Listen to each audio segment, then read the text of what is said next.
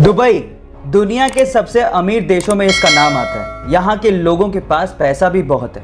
मैं मानता हूँ कि आप पैसों से बहुत कुछ खरीद सकते हैं, लेकिन अच्छी सेहत शायद नहीं।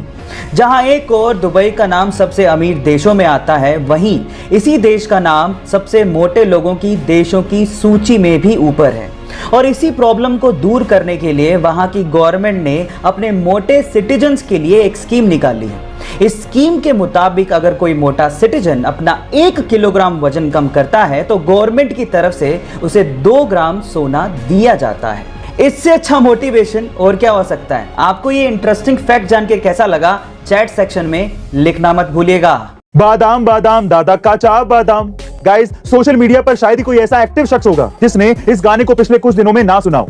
हर आम से लेके खास बंदा इस गाने पर रील्स बना चुका है। दरअसल इस गाने को फेमस बनाने वाले बंदे का नाम है भुवन बदायकर, जो कि पश्चिम बंगाल की सड़कों पर मूंगफली बेचते आए हैं।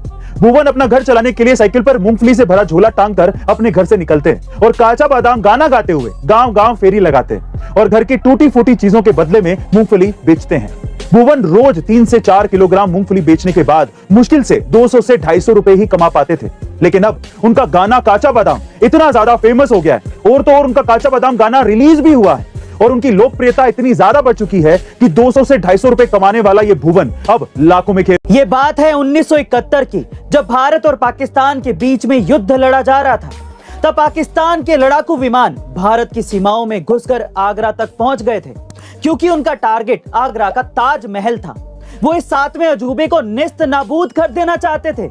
लेकिन हैरानी की बात यह है कि पाकिस्तानी लड़ाकू विमानों को ताजमहल दिखा तक नहीं और वो वापस लौट गए। गाइस, अब आप ये सोच रहे होंगे कि इतना बड़ा ताजमहल आखिर गायब कहां हो गया।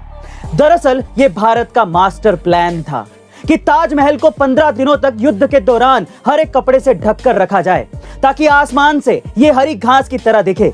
और हुआ भी कुछ यूं ही। पाकिस्तानी लड़ाकू विमान इसके ऊपर से कई बार गुजरे, पर उन्हें पता ही नहीं चला कि ताजमहल आखिर है कहां, और इस तरह ताजमहल को बचा लिया गया। फेफड़े ही वो पार्ट हैं जिसकी वजह से शरीर के एक एक अंग को ब्लड के थ्रू ऑक्सीजन पहुंचती है, यानी कि हमारी बॉडी के लिए ऑक्सीजन लंग्स यानी कि फेफड़ों से ही आता है। अब आप फेफड़ों का काम तो समझ ही गए हैं, तो अगर मैं आपसे सवाल पूछूं कि पृथ्वी का फेफड़ा किसे कहा जाता है तो आप लोग क्या कहेंगे, यानी कि पृथ्वी को एक्चुअली ऑक्सीजन कहां से सबसे ज्यादा मिलती है। चलिए मैं आपको बताता हूं।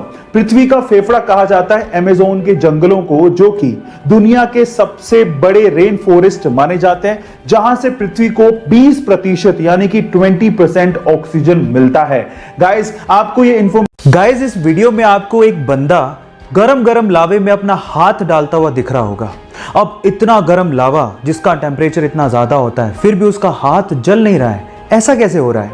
डोंट वरी, मैं आपको बताता हूं कि इसके पीछे की साइंस क्या है। एक्चुअली जब भी कोई गरम चीज एकदम ठंडी चीज के कांटेक्ट में आती है तो कुछ मिली सेकंड के लिए उन दोनों चीजों के बीच में एक लेयर बन जाती है।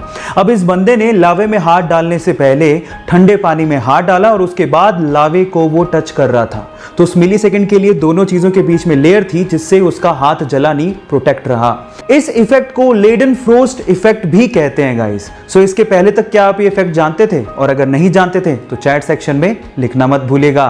3 इडियट्स पहली एक ऐसी फिल्म थी जिसने देश में 200 करोड़ की कमाई की। ऋतिक रोशन की फिल्म कहो ना प्यार है पहली एक ऐसी मूवी है जिसे 92 अवार्ड्स मिले थे, और बॉलीवुड में अब तक ऐसी मूवी नहीं बनी जिसने ये रिकॉर्ड तोड़ा हो। दोस्तों, हमारी बॉलीवुड इंडस्ट्री हॉलीवुड से भी बहुत पुरानी है।